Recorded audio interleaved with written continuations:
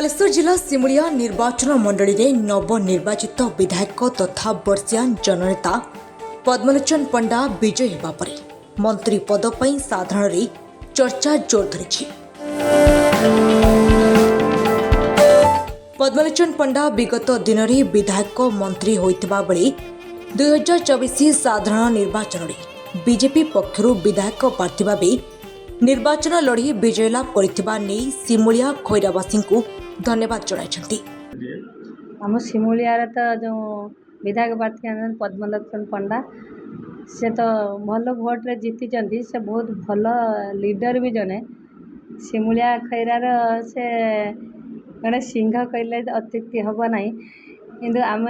से 2 थर भी मंत्री पद पाई 4 थर विधायक होती सबू पदपदवी से आसी सारी एथर बहु भोट जीति आम चाहूँ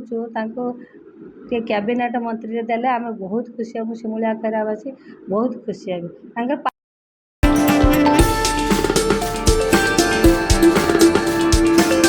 सिमुलिया निर्वाचन मंडली थिबा खैरा ब्लॉक आंबहोता केनाल और सिमुलिया रे दमकल केन्द्र प्रतिष्ठा करने सहित निर्वाचन मंडली थिबा असंपूर्ण कार्य को संपूर्ण करने पई प्रकाश करथिले। एथिसहित सिमुलिया निर्वाचन मंडली तथा बालेश्वर जिलार विकास धारा को आगको बढ़ाइबा नै तांको मंत्री किंबा बाचस्पति भली मर्यादाजनक आसन रे बसाया पई सिमुलिया खैरावासी माने आशा प्रकट करछन्ति। से पद्मलोचन पंडा खैरा सिमुलियावासींकर मौड़मणि आउ से दीर्घ दिनर अपेक्षा आज आमको बहुत आनंद देती 24 वर्षर आम जो प्रतारित होइचु आज आमको बहुत खुशी लगुच जितला परे खैरा सिमुलियावासींकर बहुत खुशीर लहरी खेली जाइए तथा आमर नना दीदी थर विधायक मंत्री पदर भी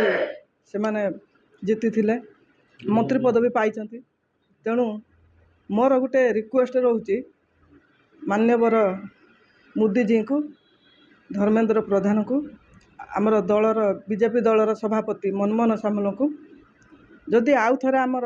ननाकर जेहेतु से वयोज्येष्ठ लोक तांकर शेष आशा गोटे पूरण हो आउ थे जदि गोटे मंत्री पद दियंते आमर सिमुलिया खैरार विकास किछि होता आम भी एवं बालेश्वर जिलार भी विकास होता आमर बहुत आशा नहीं कि आम सब तांको पछर आज पड़ी रही 24 वर्ष है आउ नना जदि पुणी थे मंत्री हुंती आम तो चेष्टा करूँ सब रिक्वेस्ट करुचु आउ थे नना को मंत्री पद दि जाऊ आम पाई से किछि करंतु। पद्मलोचन पंडा जो विजय टीका पिंधि जे खैरा सिमुलियावासी ताको पूरा अकुंठ चित्तरे तांको भोट देइचंती एवं बहुत आशा भरोसा रखिकी भोट देइचंती आउ जे उड़ीसा रे जो यशस्वी प्रधानमंत्री जो लहर थिला जे उड़ीसार सरकार परिवर्तन घटी एवं आसंता 10 तारिख आमर बीजेपी सरकार शपथ ग्रहण करुच्ची आउ खैरा सिमुलियावासींकर बहुत गोटे आशा आउ अभिलाष रही जेहेतु आमर पदु नना पूर्वरु मंत्री थिले एवं से आम जिलार जड़े वरिष्ठ विधायक भावे निर्वाचित होती एवं पूर्वर उड़ीसा सरकार मध्य से 2-3टा विभागर गुरुत्वपूर्ण विभागर मंत्री थिले तेणु समस्ते खैरा सिमुलियावासी तरफ आमर गोटे दाबी रोची जे जोटा कि ये जो नूतन मंत्रिमंडल रे आमर जे आम पद्मलोचन पंडा को जे गोटे माने कैबिनेट मंत्री दि जाऊ देले या फल सिमुलिया खैरा सहित जे आमर बालेश्वर जिलार सांगठनिक बहुत वृद्धि हम। कैलाश माझी मैं पंचायत प्रतिनिधि खैरा ब्लॉक रु प्रतिनिधित्व करुचु। पद्मलोचन पंडा 2024 साधारण निर्वाचन जो विजय हासिल करिसंती ता वास्तव रे जनतांकर विजय जनसाधारणकर विजय ये विजय रे तांकर दृढ़ोक्ति थिला जे इथर मत मोर शेष निर्वाचन मत भोट दिया जाऊ एवं लोक तांकर कथा को अनुकंपा स्वरूप एवं तांकर भल पाया तो जड़े स्थायी राजनीति भावे जड़े सीजन पॉलिटिशियन भावे से जो तांकर उत्तर दायित्व जहाँ रुए ताकू से सुचारू रूप तुले एवं तांकर फलस्वरूप तार विजय हासिल करिसंती तो ये आमर कहवा कथा खैरा सिमुलिया मंडल भोटर हिसाब से एथिकार जो प्रतिनिधित्व हिसाब से आम आम दाबी रखू माननीय प्रधानमंत्री यशस्वी प्रधानमंत्री नरेंद्र मोदी निकट में एवं प्रदेश भारतीय जनता पार्टी जो कमिटी रही नेतृमंडली रही पद्मलोचन पंडा पूर्वर उड़ीसा सरकार रे 3 थर विधायक रही 2 थर 2टी विभाग मंत्री रही पंचायत राज कैबिनेट मंत्री रही संपूर्ण भाव जीरो डिफेक्ट से चलते बहुत पदपदवी से रही 5 थर कोऑपरेटिव बैंक सोसाइटी प्रेसिडेंट रही से नीति आयोग मेंबरशिप थिले एवं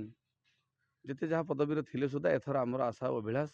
जे तांकर जो एक्सपीरियंस अच्छी जड़े वरिष्ठ एवं तांकर एक्सपीरियंस को नहीं आम निश्चय एथर कैबिनेट विभाग गुरुत्वपूर्ण दायित्व तांकटू राज्य सरकार देवे ताद्वारा खैरा सिमुलियार डेभलप सह बालेश्वर जिला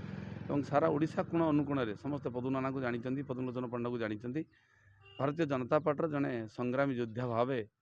जड़े तार पुणी आउ थे जो प्राण संचार होती ये प्राण प्रतिष्ठा एवं यार उज्जीवित करने एक तेजस्वी तांकर जो अभिभाषण ठू तांकर जो कार्यक्रम रही द्विगुणित हम और भारतीय जनता पार्टी तार स्थिति सदृढ़ कर द्विधा नहीं कि द्विमत ना आम बाचस्पति भली पद सुधा आशा व्यक्त करुचु एक्सपीरियंस को नहीं निश्चय आस्था प्रकट करेंगे धर्मेंद्र प्रधान महोदय एवं निश्चय आम ये मंत्री पद पाइबू बालेश्वर जिले।